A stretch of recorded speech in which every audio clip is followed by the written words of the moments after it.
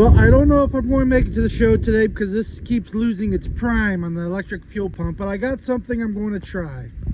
On the fast pump, between the pump itself and the fuel filter plate, there's two O-rings. I'm thinking maybe one of the one O-ring is bad and it's sucking in air.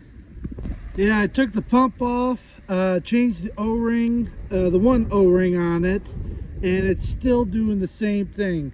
I got it all primed up, it was staying prime, but as soon as I turned the key off for like more than 15 seconds or something like that, it loses its prime.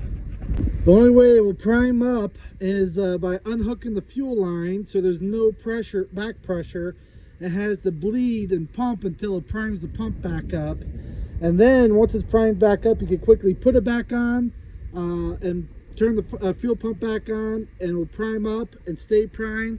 But as soon as you run it for a while, you know, or you demand a lot of fuel basically and stop, it loses its prime again.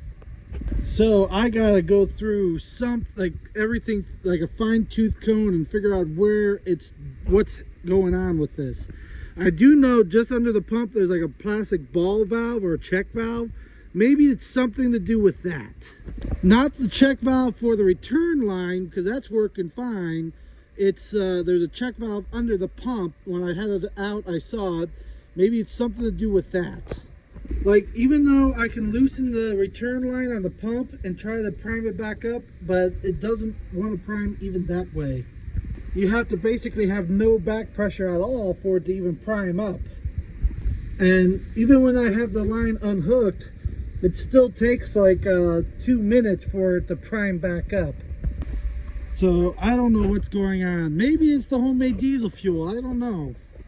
Like even yesterday, I tried to hook it up to the gas can and bypass the fuel tank completely, and it still does it. Well, I tried very hard, but it's not going to keep its prime.